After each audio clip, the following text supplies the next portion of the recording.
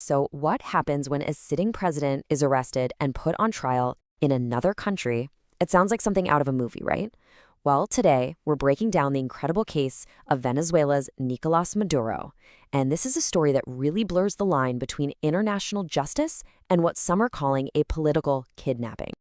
Let's just start with his own words. When he finally appeared in a New York federal court, he said this: "I am here kidnapped."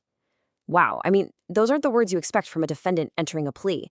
They're a protest from a president. And that single statement right there, it just perfectly captures the huge question at the heart of all this. Was this a legal arrest, or was it an international abduction? And even before he said a word, the sound in that courtroom told you everything you needed to know. The clanking of his leg shackles, just imagine that. It created this totally surreal scene. I mean, this wasn't just some dry legal proceeding. It was the actual sight and sound of a head of state being treated like a common criminal on foreign soil. All right, so let's dive in. Let's go right inside that New York courtroom because the scene was just packed with tension, raw emotion, and a kind of legal drama you just don't see every day.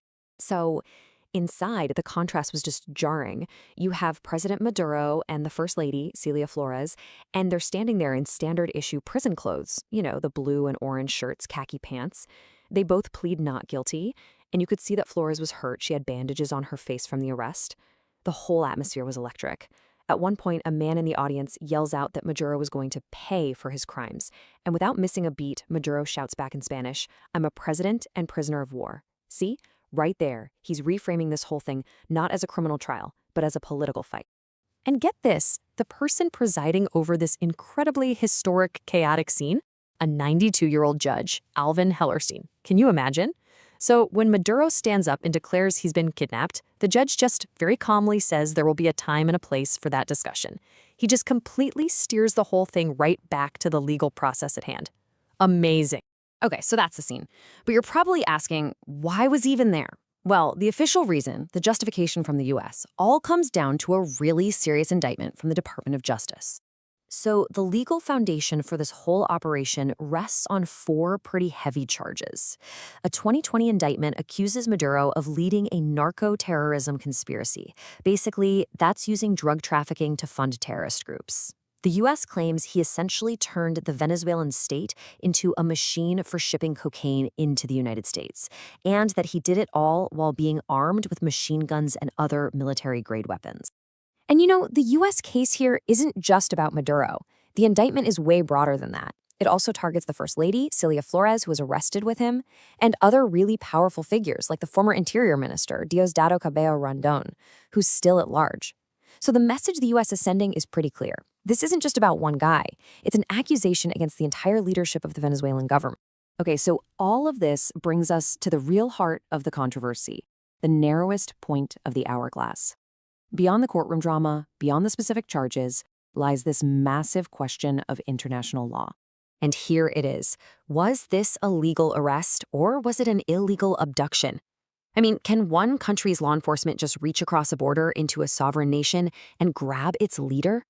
This is the question that has governments and legal experts totally divided. And let me tell you, the answer is not simple at all.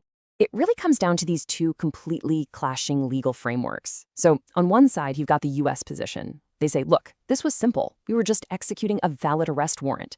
One official even said it was no different than arresting a drug trafficker in, say, Arkansas. But then, on the other side, you have international law experts, and they're saying, whoa, not so fast.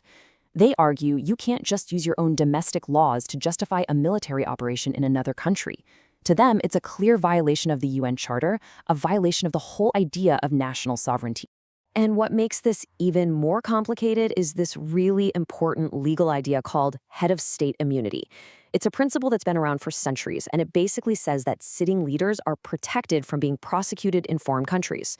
And the whole point is to prevent chaos and stop countries from launching politically motivated trials against each other. Yeah, and this quote from a UN Special Rapporteur really nails the potential danger here. She says, if we allowed one government to go around the world saying, well, this person is legitimate, this is not, I'm going to go grab him, you can see what kind of chaos would ensue. I mean, the fear is that it creates a kind of Wild West situation, right? Where powerful nations just get to decide which leaders are legitimate and which ones they can go arrest. That could lead to some serious global instability.